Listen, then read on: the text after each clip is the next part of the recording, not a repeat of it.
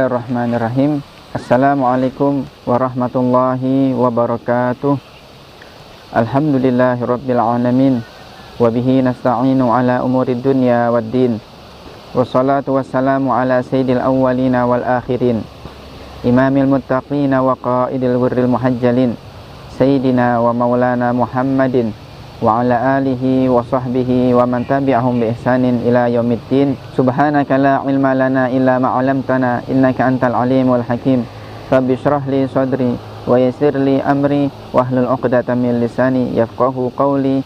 Amma ba'du. Para sahabat, para pemirsa Al-Bahjah TV, kaum muslimin dan muslimat dimanapun Anda berada yang dimuliakan Allah.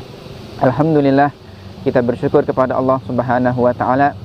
Kita kembali di dalam program Ragam Sunnah Nabawi.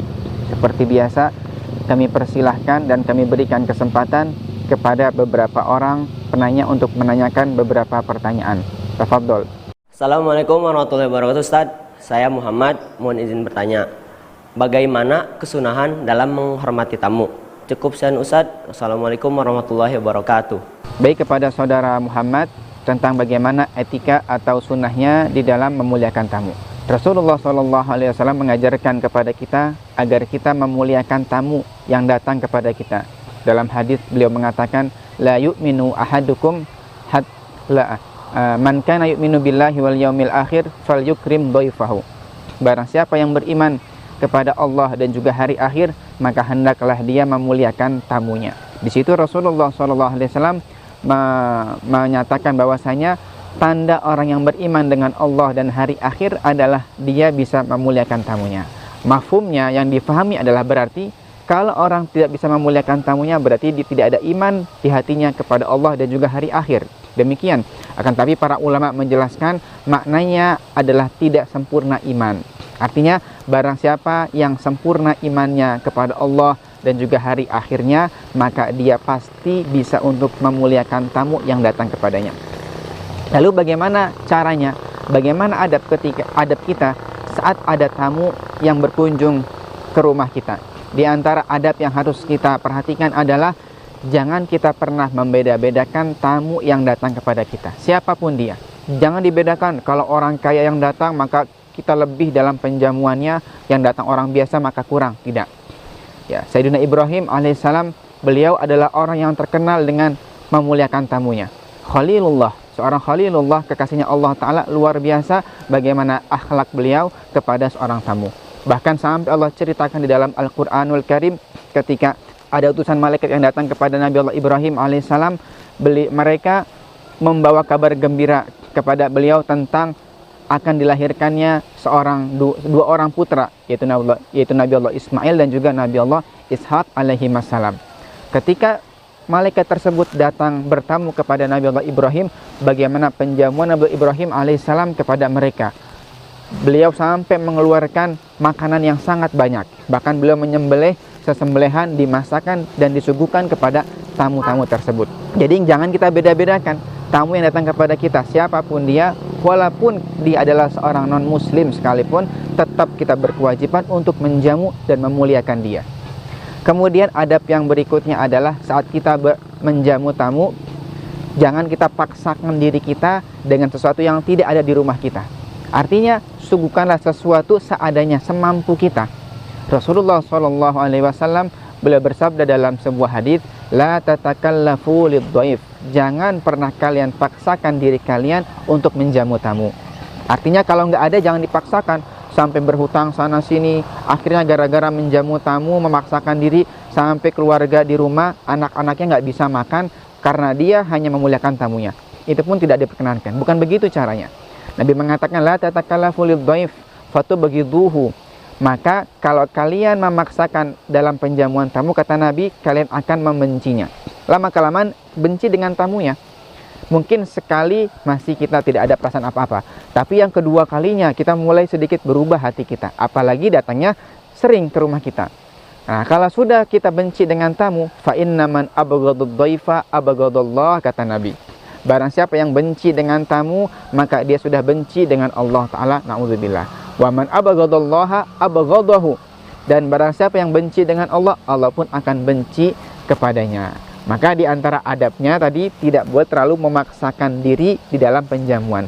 Kita punya apa di rumah? Kita hanya punya air, suguhkan air kepada tamu. Kita punya buah, suguhkan kepada tamu buah tersebut. Jangan sampai gara-gara kita terlalu memaksakan diri dalam penjamuan sehingga yang hal-hal yang wajib seperti ngasih makan kepada anak istri di rumah akhirnya semuanya malah ketinggalan. Kemudian di antara adab berikutnya juga dalam penjamuan tamu adalah kita berusaha selalu untuk bisa menyenangkan hati tamu yang datang kepada kita. Suguhan ada, tapi kalau seorang sahibul bait, tuan rumahnya, tidak ada rasa senyum, tidak ada senyum di depan tamu, maka tentunya tidak akan membuat senangnya hati tamu tersebut. Lihat bagaimana akhlak para guru-guru mulia kita, luar biasa. Mereka adalah orang-orang yang sangat pandai menyenangkan hati tamu yang datang kepada mereka.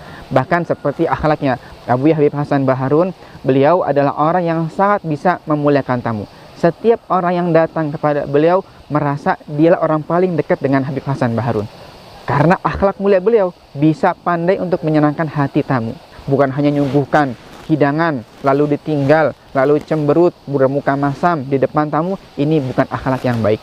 Yang lebih penting yang diharapkan oleh si tamu adalah bagaimana penyambutan yang hangat dari kita sebagai tuan rumah. Jadi senangkan hati tamu. Kita berikan suguhan sambil senyum, ajak ngobrol, basa-basi, tanya bagaimana keluarga di rumah, bagaimana keadaan biasanya, dan seterusnya. Jadi ada kalimat-kalimat yang dijadikan oleh kita sebagai basa-basi untuk menyenangkan hati tamu tersebut. Dan kemudian juga adab yang terakhir adalah di dalam penyambutan tamu, ketika tamu tersebut sudah selesai hajatnya, sudah selesai ngobrol dengan kita, ayo ajak dia untuk antar dia keluar rumah sampai ke pintu keluar. Jangan kita malah kitanya duduk kemudian tamunya pergi sendirian. Tidak, bukan demikian adabnya di dalam memuliakan tamu. Ketika dia ingin pamitan, ingin beranjak dari rumah kita, antar dia sampai ke pintu rumah. Itulah adab yang baik di dalam penjamuan tamu. Para sahabat yang dimuliakan Allah Subhanahu wa taala. Jadi artinya memang Nabi SAW sangat perhatian dengan masalah penjamuan tamu. Itu semua demi menjaga perasaan sesama. Bayangkan kalau misalnya ada seorang tamu yang datang kepada kita lalu tanpa kita sambut, tanpa kita hargai dia, bahkan kita bermuka masam, tidak ada penyambutan, tidak ada kalimat apa-apa yang kita sampaikan untuk si tamu, maka dia akan kecewa. Kalau kita sudah membuat hati seseorang kecewa, maka percuma amal yang akan kita lakukan. Ibadah kita semuanya sia-sia kalau ada perasaan di hati kita kebencian kepada orang lain dan menyakiti hati perasaan siapapun. Itulah di antara adab-adab yang harus kita laksanakan di dalam penjamuan atau memuliakan tamu sebisanya. Jadi jangan kita paksakan apa yang ada di rumah kita suguhkan, yang tidak ada tidak harus kita paksakan. Wallahu a'lam bishawab.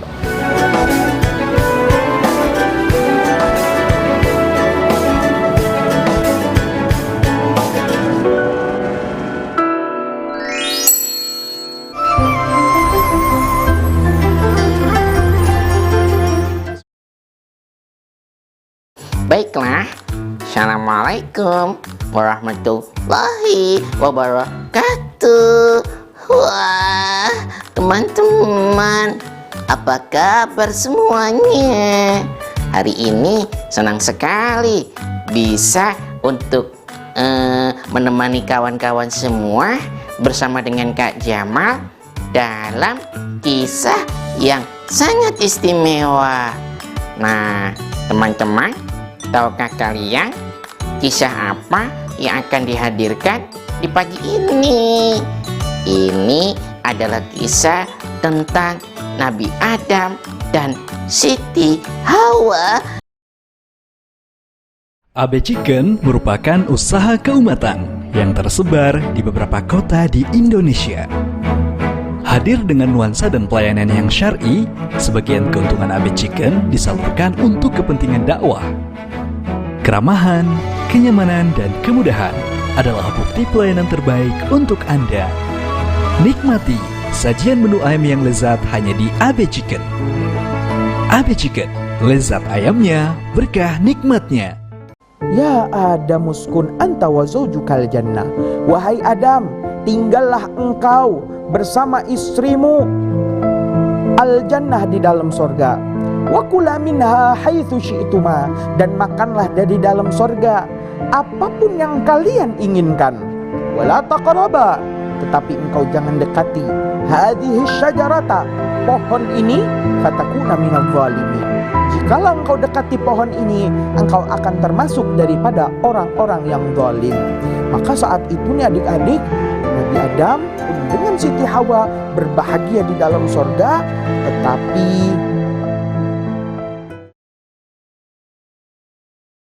alif, sebab ini banyak sekali di lapangan yang salah menyebut alif, ba, ikut ke huruf ba, alif menjadi panjang padahal alif.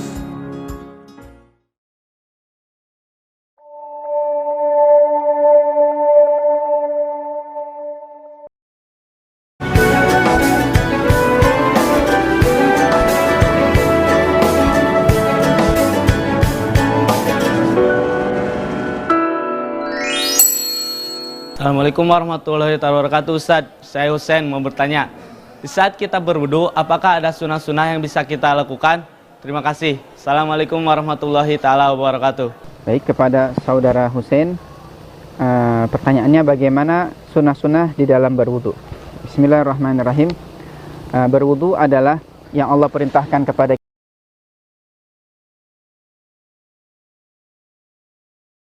Quran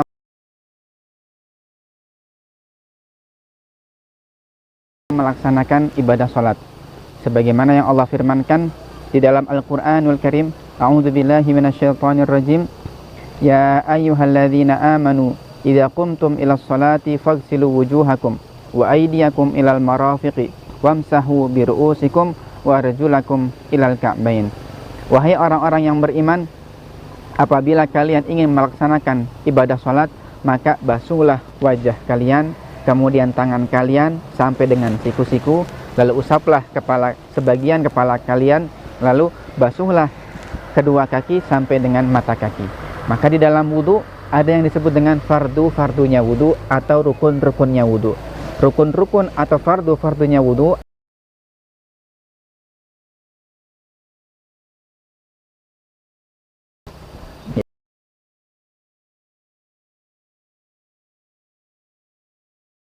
yaitu niat, kemudian niat ketika membasuh wajah, lalu rukun berikutnya adalah membasuh kedua tangan sampai dengan siku-siku.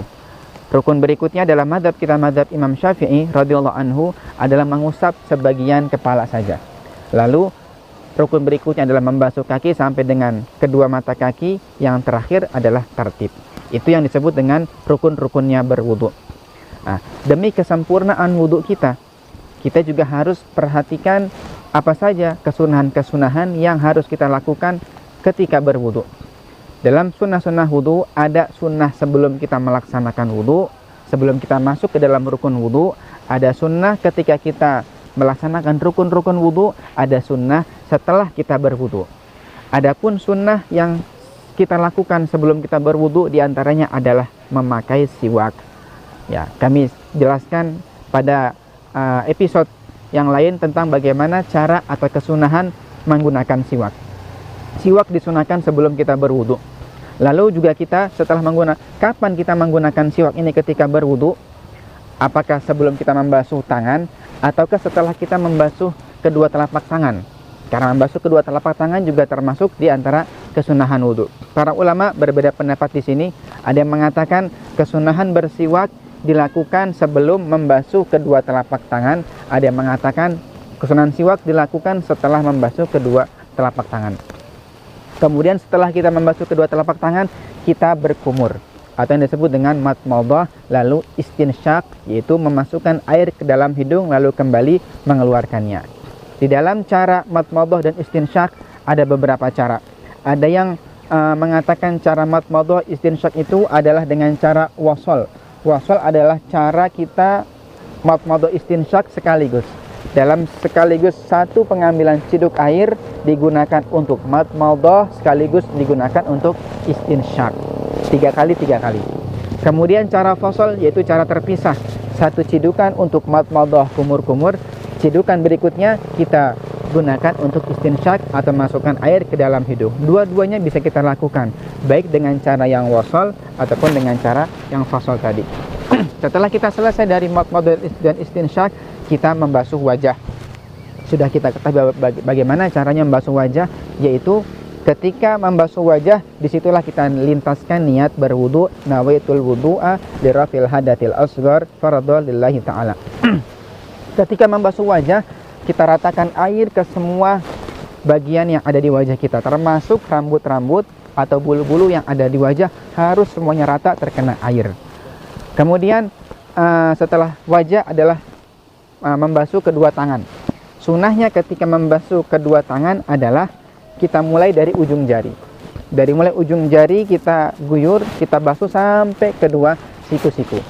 Tentunya dimulai dengan tangan kanan terlebih dahulu, kemudian kita basuh tangan yang kiri. Sambil kita gosok, digosok dan di sela-sela jari jemari kita. Kalau kita menggunakan jam tangan atau menggunakan cincin, kita putar jam tangan atau cincin tersebut supaya air lebih merata ke dalam bagian yang ada di balik jam tangan tersebut atau cincin tersebut. Lalu ketika membasuh kedua siku, usahakan agak dilebihkan sedikit, yang disebut dengan tahjil namanya. Karena baginda Rasulullah SAW beliau mengatakan dalam sabdanya, inna ummati yud'auna yaumal qiyamati ghurran muhajjalina min atharil wudu. Sesungguhnya umatku nanti di hari kiamat akan dibangkitkan, akan dipanggil dalam keadaan wajah, kedua tangan dan kedua kakinya bercahaya karena sebab sering-sering berwudu. Maka barang siapa yang bisa melakukannya, kata Nabi, hendaklah dilebihkan, yang disebut dengan gurroh dan tahjil, yaitu kita lebihkan, lebih diupayakan lebih baik dalam pembasuhan wajah dan juga lebih baik dalam pembasuhan kedua tangan sampai dilebihkan dari siku-siku tersebut. Setelah itu, setelah kita selesai dari membasuh tangan adalah mengusap kepala. Walaupun dalam madhab kita, madhab Syafi'i, yang wajib hanyalah mengusap sebagian kepala, tapi disunnahkan kita mengusap seluruh bagian kepala. Satu, mendapatkan sunnah. Yang kedua, khurujan minal khilaf, supaya keluar dari khilafnya madhab Imam Malik yang mengatakan bahwasanya wajibnya dalam mengusap kepala adalah semuanya. Setelah selesai kita dalam pengusapan kepala, kita membasuh kedua telinga. Membasuh kedua telinga hukumnya bukanlah rukun, adalah sunnah. Kita usap. Kemudian setelah selesai dari mengusap kedua telinga, kita basuh kedua kaki kita. Sama halnya seperti membasuh kedua tangan, disunahkan agak dilebihkan. Batas tangan tadi adalah kedua siku, kita lebihkan sedikit supaya dapat keutamaan. Batas kaki adalah mata kaki. Wajibnya kita basuh kaki sampai kedua mata kaki, tapi sunnah dilebihkan, diangkat lagi, dinaikkan lagi sampai dengan betis supaya dapat keutamaan tahjil tadi. Ada hal yang sangat penting yang terkadang terlewatkan oleh sebagian orang ketika berwudu adalah ketika dia membasuh kaki, dia asal-asalan. Artinya hanya diguyurkan di keran tanpa digosok, tanpa disela-sela jari jemarinya. Apalagi pada sebagian orang, mohon maaf, di telapak kakinya banyak pecahan-pecahannya. Nah, ini juga harus rata untuk terbasuh dengan air. Ya, bahkan Rasulullah SAW beliau pernah bersabda dalam sebuah hadis, wailun lil aqabi minan nar, celakalah banyak tumit-tumit yang nanti akan masuk neraka. Artinya apa? Orang berwudu dia tidak perhatian dengan tumitnya ini. Jadi kadang orang karena asal-asalan dalam pembasuhan kakinya sehingga tumitnya pun tidak terbasuh. Akhirnya wudunya tidak sah, salatnya pun juga tidak sah. Nah, setelah kita selesai di dalam melakukan wudu, kita baca doa wudu. Doa wudu yang telah diajarkan oleh baginda Rasulullah SAW. Asyhadu an la ilaha illallah wa asyhadu anna Muhammadan abduhu wa rasuluhu. Allahumma ij'alni minat tawwabin waj'alni minal mutatahhirin waj'alni min ibadikas sholihin. Setelah itu ada kesunahan berikutnya adalah kita melaksanakan sholat sunnah 2 rakaat. Sholat sunnatul wudu, sholat sunnah 2 rakaat. Dalam hadis disebutkan bahwasanya Rasulullah SAW beliau pernah memanggil Sayyidina Bilal bin Rabah. Beliau pun bertanya kepada Sayyidina Bilal, wahai Bilal, amal apa yang pernah kamu lakukan? Aku mendengar suara sendalmu sudah sampai di surga, wahai Bilal. Maka Sayyidina Bilal pun menjawab, ya Rasulullah, aku tidak punya amalan apa-apa ya Rasulullah, kecuali aku tidak pernah meninggalkan melaksanakan sholat sunnah 2 rakaat setiap aku selesai dari berwudu. Begitu besar keutamaan melaksanakan sholat sunnah 2 rakaat setelah kita berwudu. Inilah beberapa kesunahan-kesunahan yang harus kita perhatikan di dalam wudu kita. Dari mulai sunnah sebelum wudu, sunnah ketika kita melaksanakan rukun-rukun wudunya, dan sunnah setelah kita melaksanakan wudu tersebut. Wallahu a'lam bishawab.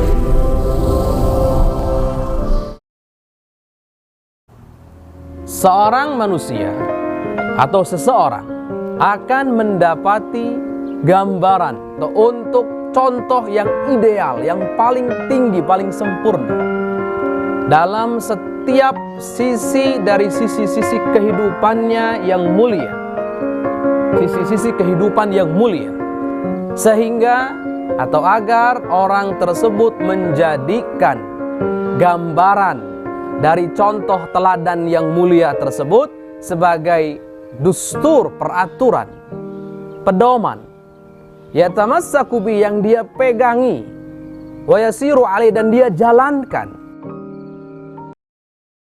Agis Pen, toko cat terlengkap dan termurah di Majalengka, menyediakan berbagai jenis cat dengan segala macam merek dan kualitas, mulai dari cat mobil, cat besi, cat kayu, hingga cat tembok. Mau harga grosir dan ecer, semua bisa. Setiap keuntungan dari penjualan di toko Agis Pen disalurkan untuk infak dan sedekah. Percayakan urusan warna cat Anda pada kami. Agis Pen, toko cat serba ada.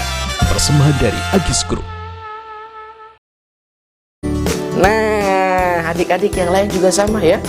Ayo, angkat jemari tangannya dan katakan, aku ingin masuk surga. Betul sekali adik-adik ya. Baginda Rasul mengatakan setiap umat Rasulullah itu pasti masuk ke dalam surga, kecuali orang-orang yang enggan. Artinya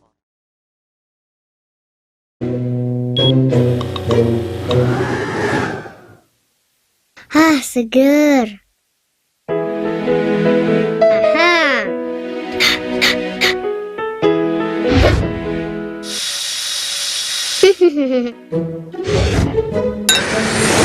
Hah? Hah?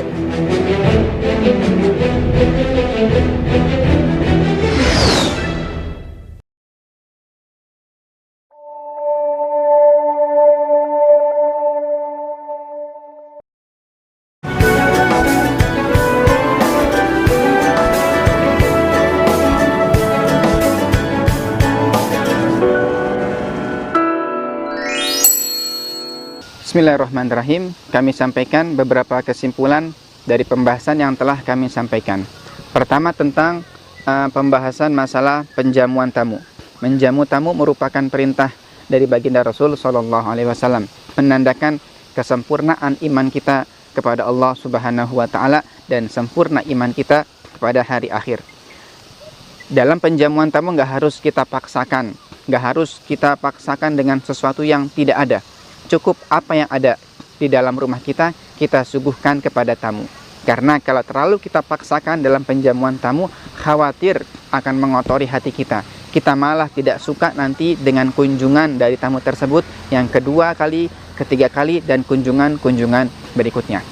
Kemudian juga dalam penjamuan tamu kita nggak boleh membeda-bedakan siapapun yang datang kepada kita, mau dia orang kaya, mau dia orang tidak mampu, mau dia muslim ataupun bahkan non muslim sekalipun, kita berkewajiban untuk menjamu dan memuliakannya.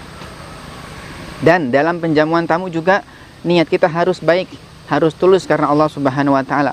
Kita menjamu tamu karena mengamalkan perintah dari Rasulullah Sallallahu Alaihi Wasallam. Kemudian kesimpulan dari pembahasan tentang sunnah-sunnah berwudu adalah di dalam berwudu kita nggak cukup hanya melaksanakan yang disebut dengan fardu-fardu atau rukun-rukun wudu saja. Tetapi ada banyak sekali kesunahan-kesunahan yang harus kita laksanakan di dalam berwudu. Dari mulai sunnah sebelum kita berwudu, siwak, berkumur-kumur, dan seterusnya, istinsyak, dan yang lainnya. Dan sunnah ketika kita menjalankan fardu-fardu atau rukun-rukunnya wudu, sampai dengan sunnah-sunnah yang kita laksanakan setelah kita berwudu, seperti membaca doa wudu dan melaksanakan sholat sunnah 2 rakaat. Marilah kita amalkan segala kesunahan-kesunahan yang telah diajarkan oleh Rasulullah SAW. Karena Nabi Muhammad SAW mengajarkan kepada kita bukan hanya urusan ibadah saja, akan tetapi urusan di luar ibadah pun Nabi ajarkan kepada kita. Tidak ada yang luput dari kesunahan dari Rasulullah SAW. Kalau kita pengen perhatikan, ternyata begitu banyak sunnah-sunnah Nabi dari segala aktivitas keseharian kita. Dari mulai kita bangun tidur sampai kita tidur lagi, sungguh sangat banyak sunnah-sunnah yang bisa kita amalkan. Hidupkan sunnah Nabi, ajarkan kepada anak-anak dan putra-putri kita di rumah agar mereka kenal dengan baginda Rasulullah SAW. Nabi Muhammad pernah bersabda dalam sebuah hadis, "Man ahya sunnati kana ma'i fil jannah au kama qala." Barang siapa yang menghidupkan sunnahku, maka kelak nanti dia bersamaku di surganya Allah Subhanahu wa taala. Mudah-mudahan dengan berkat kita mengamalkan sunnah-sunnah Nabi bisa menjadi sebab kita bisa berkumpul nanti dengan baginda Rasulullah SAW, dan semoga Allah tumbuhkan rasa cinta di hati kita, di hati anak-anak kita untuk menghidupkan sunnah-sunnah Nabi. Amin ya rabbal alamin. Wa sallallahu ala sayyidina Muhammadin wa ala alihi wa sahbihi wasallam. Walhamdulillahi rabbil alamin. Sekian dari kami. Mohon maaf atas segala kekurangan. Wal afu minkum. Assalamualaikum warahmatullahi wabarakatuh.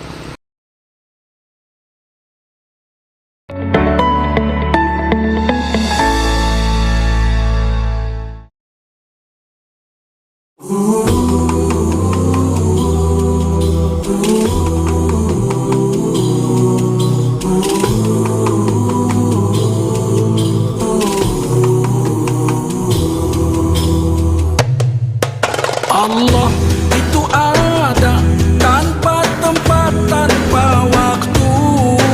Allah juga ada, tak serupa dengan makhluk. Jangan semisalkan Allah dengan sesuatu. Jangan serupakan Allah dengan setiap makhluk. Janganlah kau katakan Allah itu punya wajah, punya tangan, punya kaki, pakai jari. Itu pahammu jassimah. Janganlah kau katakan Allah bertempat di arasy, terkadang di langit, turun pula ke bumi. Itu pahammu syabbihah. Jangan pula kau katakan Allah ada di mana-mana. Pegang erat-erat paham yang selamat, Ahlus Sunnah wal Jamaah. Ahlus Sunnah wal Jamaah. Allah itu ada tanpa tempat, tanpa waktu. Allah juga ada, tak serupa dengan makhluk. Jangan semisalkan Allah dengan sesuatu. Jangan serupakan Allah dengan setiap makhluk. Allah itu ada tanpa tempat, tanpa waktu. Allah juga ada, tak serupa